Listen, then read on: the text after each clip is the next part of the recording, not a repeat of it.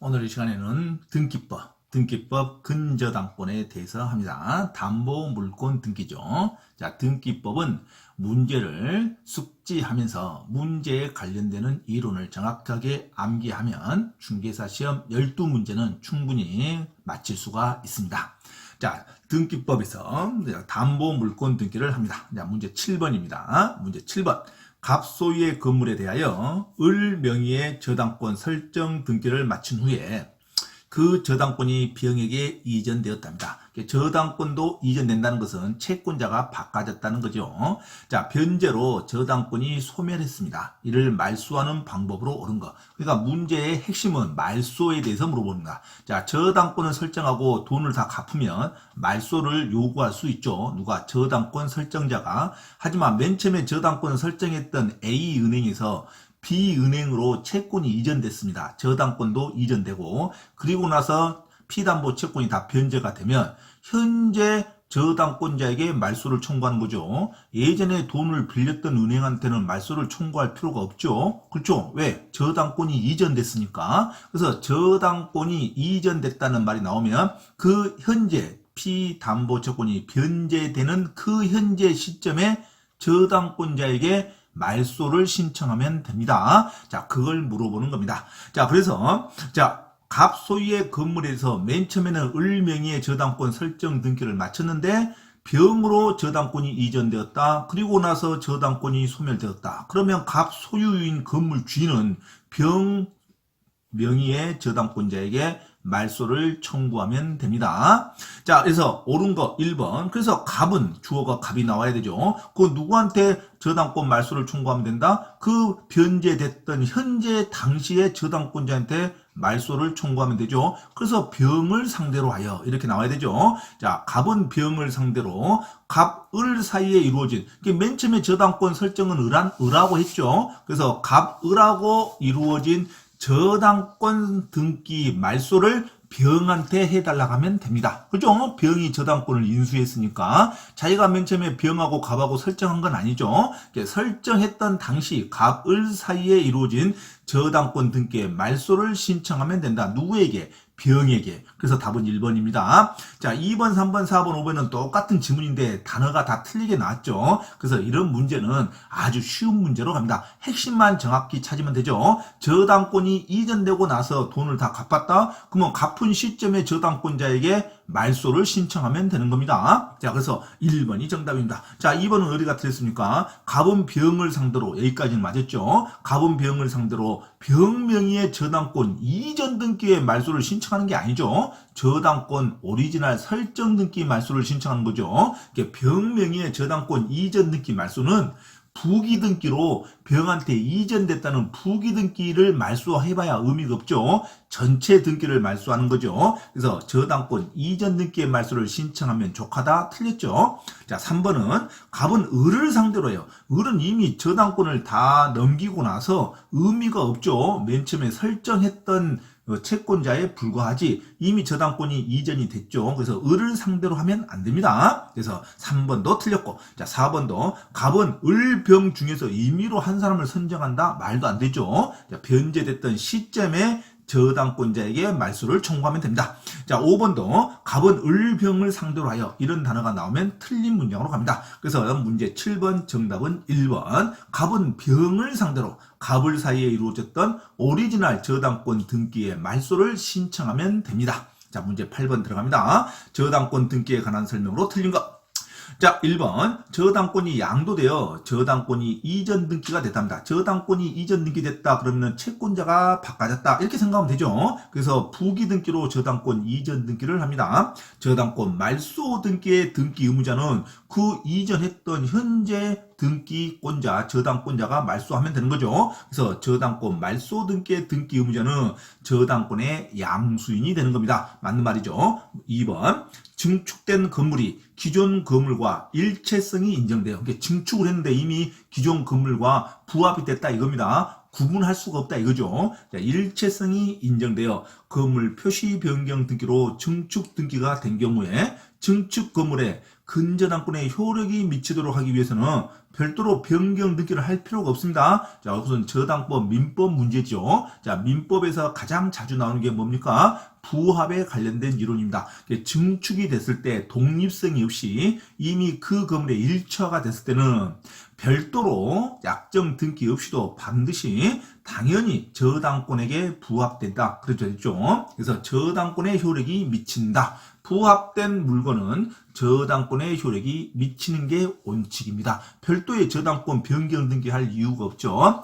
자, 부합물과 종물은 별도의 약정이 없을 때는 당연히 저당권의 효력이 미친다. 그래서 부합물과 종물을 특별히 저당권의 효력이 미치지 않으려면 별도의 약정을 해서 특약을 해서 별도의 등기가 있어야 그 부분을 저당권 효력이 미치지 않는다고 합니다. 그러니까 별도로 특약으로 인한 부합물에 대한 저당권 효력을 배제하는 등기가 있어야 저당권 효력이 미치지 않습니다. 별 말이 없으면 굳이 변경 등기하지 않아도 부합물은 무조건 저당권 효력이 미칩니다. 그래서 자, 별도의 변경 등기를 할 필요가 없이 당연히 근저당권의 효력이 미치는 게 원칙이다. 됐죠? 자, 3번. 저당권 설정 후에 소유권이 제3자에게 이전됐답니다. 자, 저당권이 설정됐는데 제3자에게 소유권이 이전돼서 저당권이 이전된 게 아니라 자, 건물 주인이 바뀌었다 이겁니다. 그래서 저당권은 아무 관계가 없죠. 소유자가 달라지든 말든. 그래서 소유권이 제3자에게 이전된 경우에는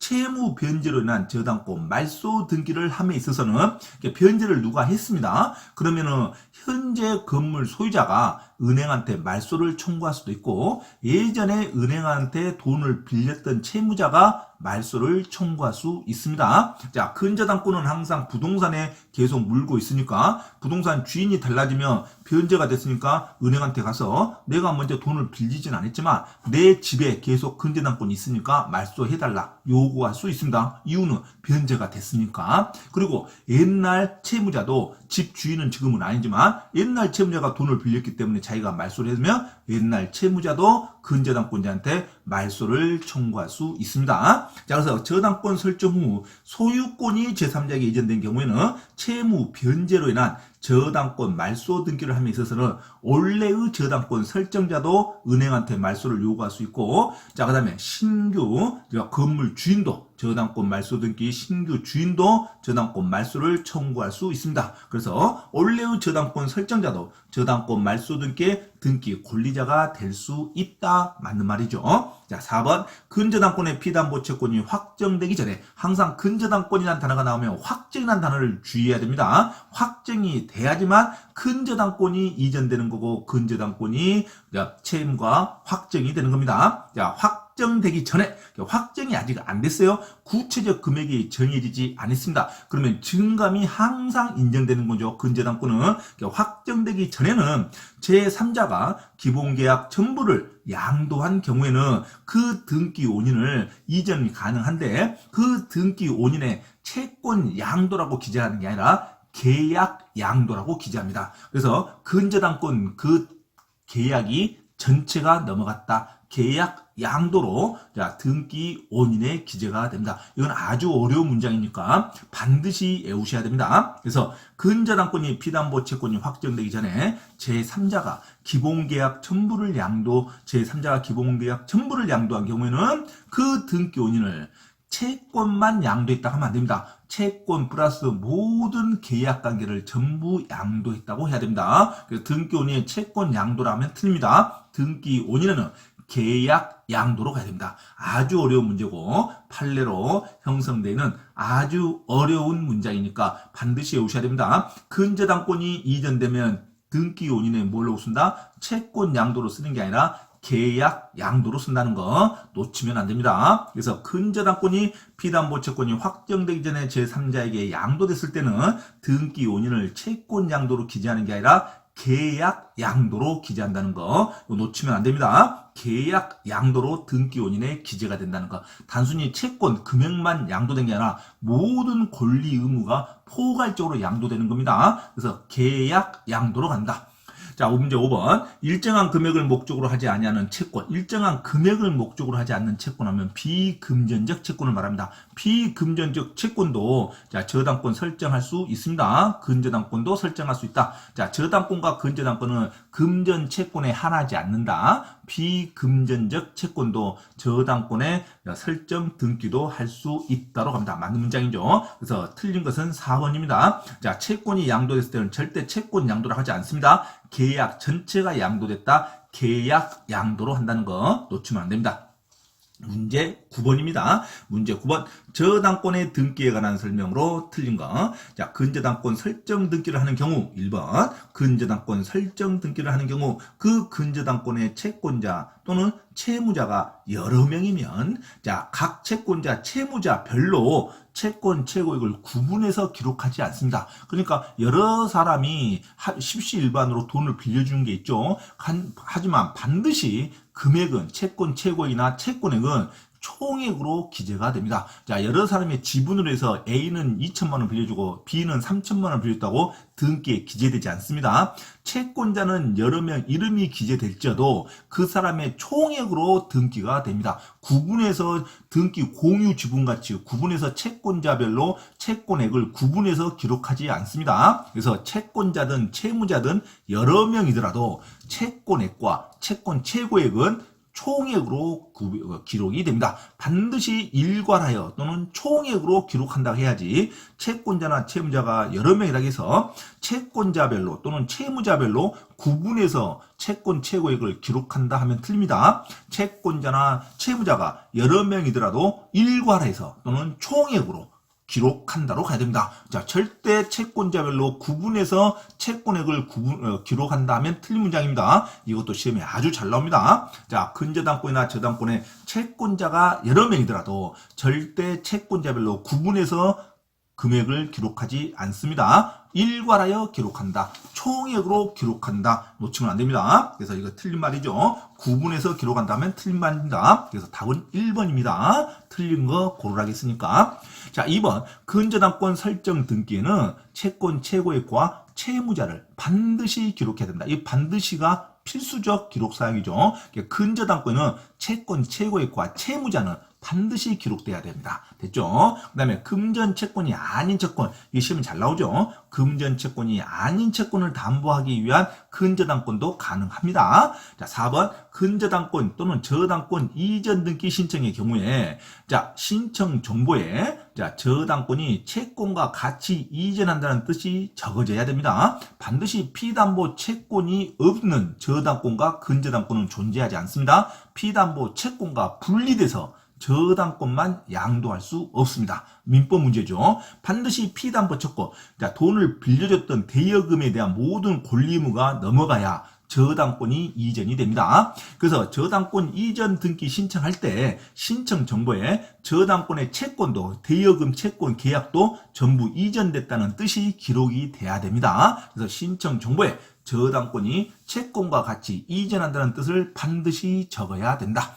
자, 문제 5번. 자, 여러 개의, 자, 지문 5번이죠. 여러 개의 부동산에 관한 권리를 목적으로 하는 여러 개의 부동산. 그러니까 공동저당권이다 이거죠. 여러 개의 부동산에 관한 권리를 목적으로 하는 근저당권의 설정 등기를 신청하는 경우, 자, 돈을 빌릴 때 하나의 부동산 갖고는 한도가 적으니까 여러 개의 부동산을 합쳐서 돈을 빌리는 것을 공동저당권이라 그럽니다. 그래서 설정 등기를 신청하는 경우에는 신청 정보에 각 부동산에 관한 권리를 다 표시해야겠죠. 신청 정보에는 각 부동산에 관한 권리를 전부 표시를 해야 됩니다. 당연하겠죠. 여러 개의 부동산에 관한 권리를 목적으로 저당권 또는 근저당권 설정할 때는 신청 정보에 각 부동산에 관한 권리를 표시하여야 한다. 맞는 말이죠. 자, 여러 개의 부동산에 관해서 저당권 설정했다는 것을 공동저당권이라고 그럽니다. 그럼 여러 개의 부동산을 설정할 때 채무액을 빌릴 때 공동저당권은 몇 개의 부동산부터 자, 공동저당 담보 목록을 자, 저당 담보 공동저당 목록을 작성합니까? 5개 이상부터 작성합니다. 여러 개의 부동산에 관한 공동저당 담보 목록은 몇 개부터 작성한다? 5개 이상부터 작성하는 겁니다. 5개 이상 작성할 때 신청자가 작성합니까? 등기관이 직권으로 작성합니까? 등기관이 직권으로 작성한다는 거. 자, 아주 시험이 잘 나옵니다. 자, 먼저 첫째, 여러 개의 부동산을 담보로 잡는 것을 뭐라고 한다? 공동저당권이라고 합니다. 공동저당권을 잡을 때 담보 목록을 작성하는 건데, 공동저당 담보 목록을 작성할 때 몇 개부터 작성한다? 5개부터 작성한다. 5개부터 공동담보 목록을 작성하는데 누가 작성한다? 신청자가 제출한다 하면 틀립니다. 신청자가 제공하는 게 아니라 등기관이 직권으로 작성하는 하나의 서류입니다. 서류. 자, 공문서입니다. 그래서 등기관이 직권으로 작성해서 비치한다. 자, 신청자가 제출하는 게 아닙니다. 공동담보 목록은 5개 이상의 공동저당부터 등기관이 직권으로 작성한다. 놓치면 안 되죠. 자, 문제 10번 합니다. 자, 문제 10번. 저당권의 등기에 관한 설명으로 옳은 거. 1번. 근저당권 설정 등기를 하는 경우에 그 근저당권의 채권자 또는 채무자가 수인이면 여러 명이면 구분해서 채권액을 기록하지 않는다 그랬어요. 구분이라는 말 나오면 무조건 틀립니다. 채권자 또는 채무자가 여러 명이더라도 각 채권자 채무자별로 최고액을 구분하여 기록한다. 틀린 문장이죠. 일괄하여 구분한다. 채권액은 하나만 딱 씁니다. 총액만 총액으로 기록한다. 또는 일괄하여 기록한다고 해야지. 각 채권자별로 자, 채권액을 구분해서 등기 기록한 적이 없어요. 절대 이런 등기는 안 보입니다. 구분하여 기록한다. 틀린 문장입니다. 자, 2번. 근저당권 설정 등기에는 채권 최고액과 그다음에 채무자까지만 필수적 기록사항입니다. 그래서 근저당권 설정 등기는 채권 최고액과 채무자까지만 기록하는 겁니다. 자, 변제기는 반드시 기록해야 한다. 변제기는 기록하지 않습니다. 자, 그래서 변제기는 기록하지 않고 이자도 기록되지 않습니다. 자, 변제기는 특약이 있을 때 임의적으로 기록되는 거죠. 하지만 이자는 아예 기록되지 않습니다. 변제기는 반드시 기록해야 한다. 이게 틀렸죠. 변제기가 나오면 틀립니다. 자, 3번. 금전 채권이 아닌 채권을 담보하기 위한 근저당권 설정 등기는 금전 채권이 아닌 채권도 담보할 수 있다겠죠. 비금전적 채권도 근저당권 설정 등기, 저당권 설정 등기 허용됩니다. 않는다가 아니라 비금전적 채권도 담보 물권 허용됩니다. 자, 틀렸죠. 자, 4번. 저당권 이전 등기의 신청의 경우 신청 정보에 저당권이 채권과 같이 이전한다는 뜻을 반드시 기록해줘야 됩니다. 제공해줘야 됩니다. 그래서 적을 필요가 없다가 틀렸죠. 반드시 저당권 담보 물권은 피담보 채권과 분리해서 양도될 수 없습니다. 그래서 저당권 이전 등기가 신청될 때는 반드시 신청 정보에 저당권에 돈 빌려주는 대여금의 채권에 관련한 모든 계약도 이전된다는 뜻이 제공이 돼야 됩니다. 제공할 필요가 없다 하면 틀려요. 적을 필요가 없는 게 아니라 반드시 적어줘야 됩니다. 됐죠? 5번. 여러 개의 부동산에 관한 권리를 목적으로 한다. 그러면 공동저당권이라고 그랬습니다. 여러 개의 부동산에 관한 권리를 목적으로 하는 저당권의 설정 등기를 신청하는 경우에는 신청 정보에 각 부동산에 관한 권리를 반드시 표시하여야 됩니다. 그래서 옳은 문장은 5번이 됩니다. 정답은 5번이죠. 자, 이상 근저당권 등기에 대한 이론을 설명했습니다. 다음 시간에 계속 연결해서 설명을 합니다.